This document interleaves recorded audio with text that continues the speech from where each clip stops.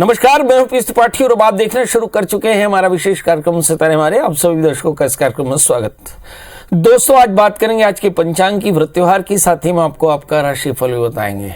इसके अलावा बताएंगे धर्मो रक्षति रक्षतः, जिस प्रकृति की हम रक्षा करते हैं वो प्रकृति हमारी रक्षा करती है। कैसे, इस पर विस्तार से चर्चा होगी। इसके अलावा आपके फोन कॉल्स होंगे, आप सीधे फोन करके अपने प्रश्न पूछ सकते हैं। हमारा फोन नंबर है 07714008777। अब से आधे घंटे तक लगातार ये फोन लाइन खुली रहेगी और हमें आपके फोन का इंतजार रहेगा। तो चलिए कार्यक्रम की शुरुआत करते हैं और जानते हैं आज का पंचांग।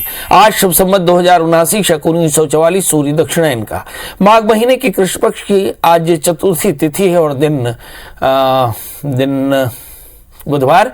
आज चतुर्थी दोपहर को 2:31 तक, भंगा नक्षत्र दिन को 11:50 तक। आज चंद्रमा सिंह राशि में होंगे। आज का राहु काल होगा दोपहर को 12:11 से लेकर 1:33 तक। तो दोस्तों, ये तो था पंचांग और एक छोटी सी सूचना। हमारे लाखों लाख दर्शक जो हमारे इस कार्यक्रम में शामिल नहीं हो पाते या अपने प्रश्नों का जवाब नहीं ले पाते, उनके लिए हमारा नंबर है 07714008777।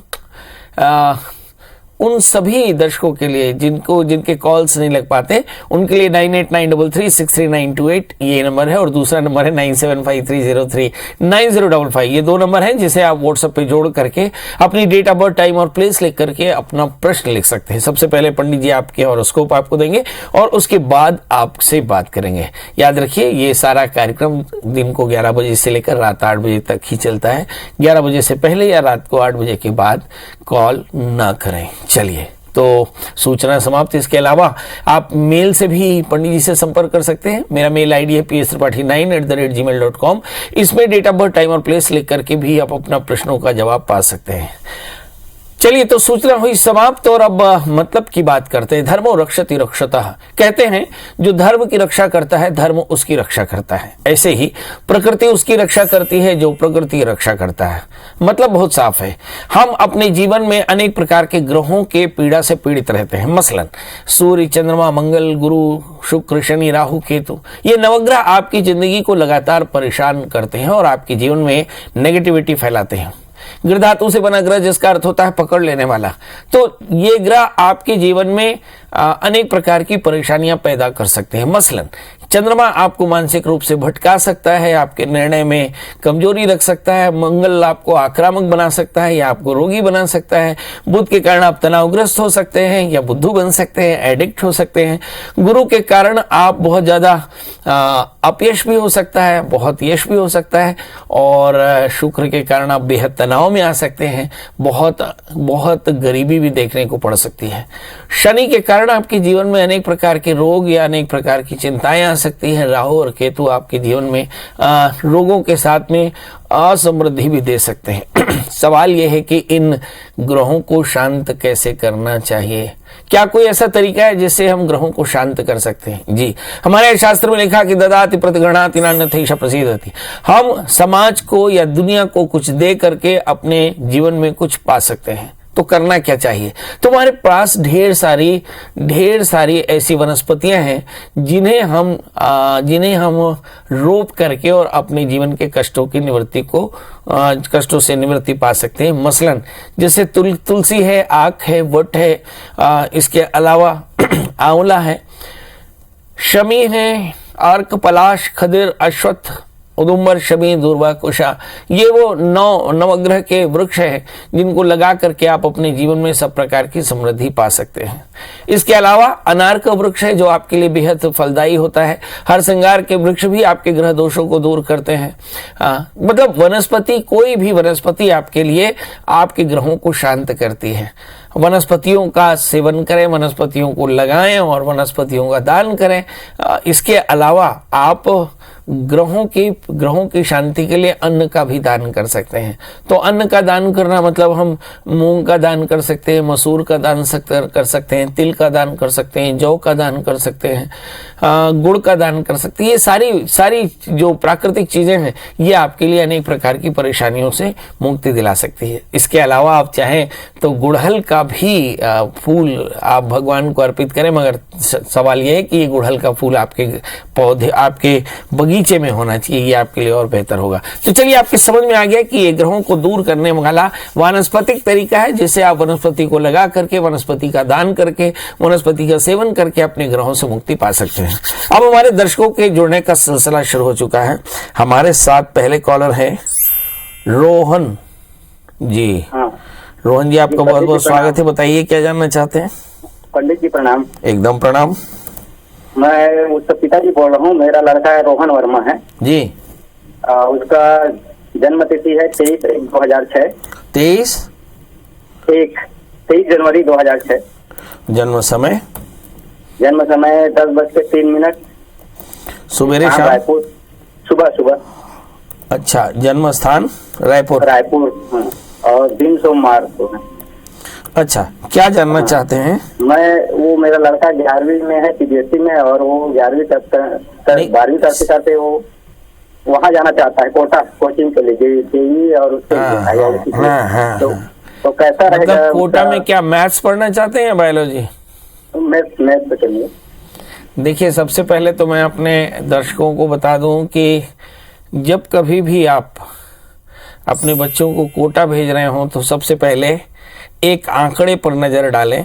मुझे से लगता है कि कोटा में एक वक्त में लगभग 3 लाख बच्चे पढ़ने जाते हैं। इनमें से 3000 बच्चे सेलेक्ट होते हैं। इसका मतलब है कोटा जैसे क्षेत्रों में जो सक्सेस का रेट है वो 1% है। मतलब 99% आपका बच्चा अनसक्सेस होगा, इसकी गारंटी है। कोटा जो क्षेत्र है, उस क्षेत्र में किस तरह की पढ़ाई होती है, कपिल सिब्बल जैसे बड़े मंत्री ने इस विषय पर लिखा था कि कोटा एक तरह का एजुकेशन हब है जहां बच्चे बेहद बड़े पैमाने पे एक्सप्लॉइट होते हैं।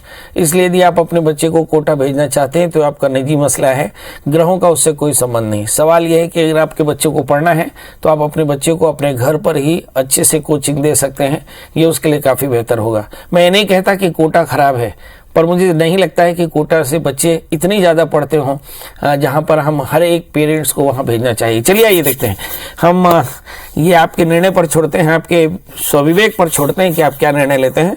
हम आपके बच्चे की जन्म कुंडली की बात करते हैं। आपके बच्चे का जन्म लग्न मीन और राशि उसकी तुला है। लग्न में राहु है, बच्चा बेहद आक्रामक है और बहुत ज़्यादा डिस्ट्रैक्टेड है। दूसरे स्थान में मंगल, एनर्जी बहुत है। 11वें स्थान में सूर्य बुध, मगर इस बच्चे के रूटीन में एकाग्रता बिल्कुल नहीं है। इसलिए चाहे आप कोटा भेजें या कहीं और, इस बच्चे में डिस्ट्रैक्शन का लेवल बहुत हाई है और इस बच्चे को पढ़ाई में थोड़ी सी परेशानी आ सकती है। बीते 3 सालों में वैसे भी बहुत सारे बच्चों की पढ़ाई नहीं हुई, पर इस बच्चे की पढ़ाई बहुत ज़्यादा प्रभावित हुई क्योंकि दो बच्चे की शुक्र के अंतर दशाएं चल रही थी, हार्मोनल चेंज का समय भी है। तो ऐसी स्थिति में इस बच्चे की पढ़ाई बहुत अच्छी हुई नहीं। तो इस बच्चे को अपने ही शहर में अच्छे टीचर्स के सानिध्य में बैठ करके 12th पास कराएं और उसके बाद 6 महीने के लिए आप इस बच्चे को कोटा भेज सकते हैं, ये अच्छा रहेगा। सवाल यह है कि इसके बाद भी आपका क्या बेटा III पास कर पाएगा, जी पास कर पाएगा, जेई मेंस का पास कर पाएगा? संभावना है कि आपका बच्चा बहुत अच्छा कर सकता है, मगर याद रखें उस बच्चे को अपने जीवन में अनुशासन, गुस्से पर नियंत्रण और एडॉप्शन यानी एरोगेंस से कमी होनी चाहिए। मतलब आपका बच्चा थोड़ा सा हम्बल यानी विनम्र होना चाहिए।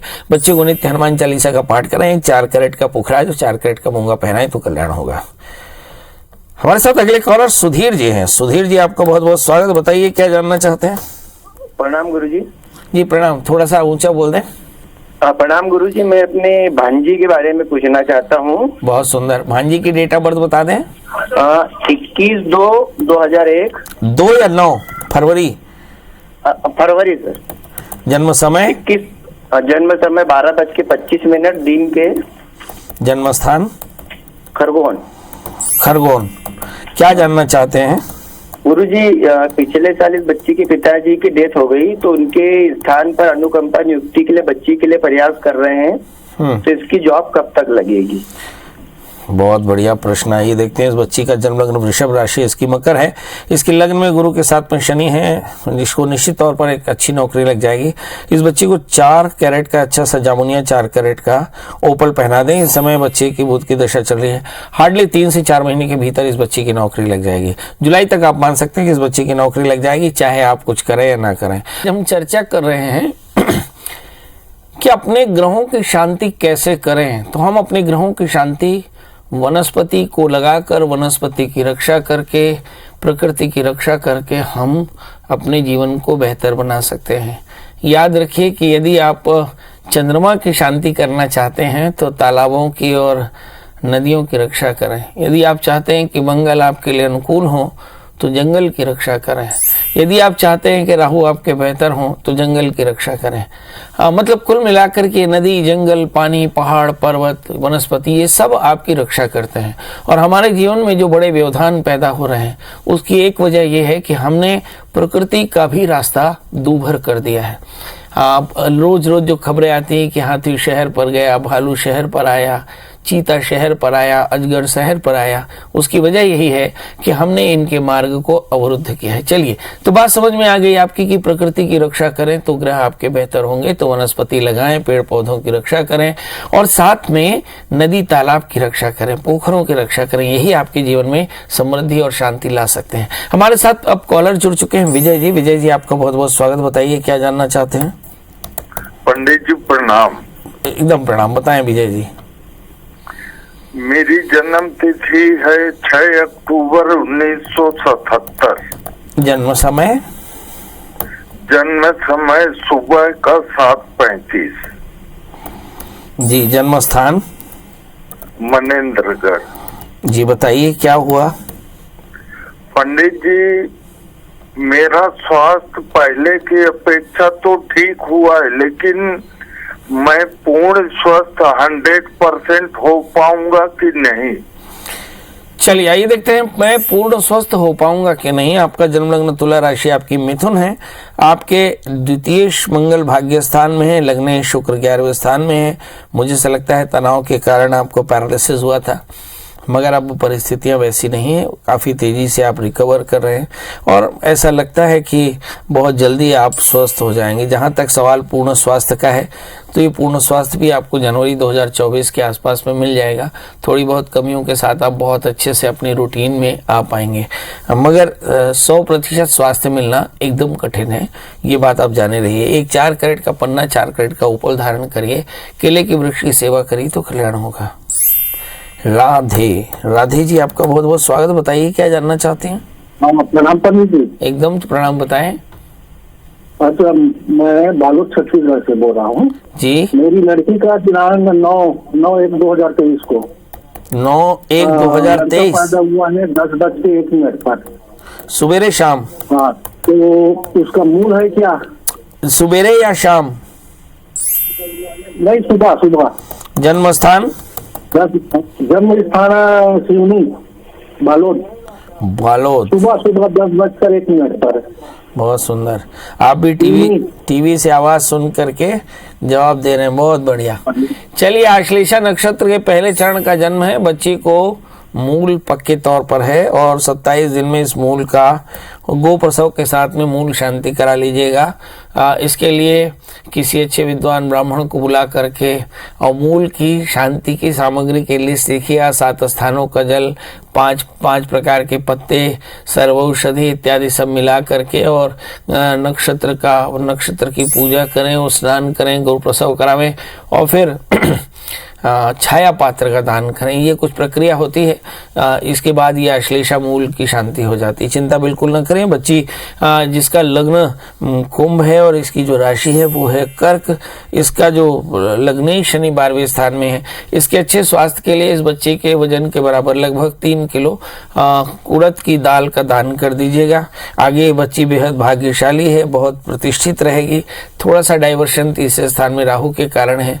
बच्ची को आगे चल करके डॉक्टर बनना है, इसलिए इसकी परवरिश पहले ही दिन से वैसे करिएगा। अब हमारे साथ कॉलर हैं टिकेश जी। टिकेश जी, आपका बहुत बहुत स्वागत। बताइए क्या जानना चाहते हैं। प्रणाम पंडित जी। एकदम प्रणाम। मैं अपने बारे में जानना चाहता हूँ। वाह, हर आदमी अपने बारे में जानना चाहता है। बताएं क्या जानना चाहते हैं। डेट ऑफ बर्थ बता दें। मेरा 18 अक्टूबर 1979 है। 1979, 79। वह बहुत बढ़िया। जन्म समय? जन्म समय है 5:15 सुबह का। बहुत सुंदर। और जन्म स्थान? रायपुर। अच्छा, प्रभु करते क्या है आप? मैं फोटोग्राफी करता हूँ। फोटोग्राफी? आपने मेरी फोटो तो खींची नहीं कभी। नहीं खींचा हूँ, आपसे बहुत बार मुलाकात हुई है। अच्छा, मेरी आपकी बहुत बार मुलाकात हुई है? कहाँ मुलाकात हुई? शादियों में हुई है पहले बहुत। अच्छा, मतलब शादी आप कराते हैं, मैं कराता हूँ? आप करा देते, मैं फोटो खींचता। अच्छा, मैं शादी कराता था, फोटो खींचते थे। बहुत बढ़िया। जानना क्या चाहते हैं? काम हम कुछ ठीक नहीं चल रहा है पंडित जी। बहुत बढ़िया। शादियों में वैसे भी कोरोना के बाद में शादियों का बड़ा टोटा है ना। चलिए आइए देखते हैं। फोटोग्राफी कम हो रही है, कारण क्या है कि सब लोग मोबाइल पे फोटो खींच लेते हैं, है ना।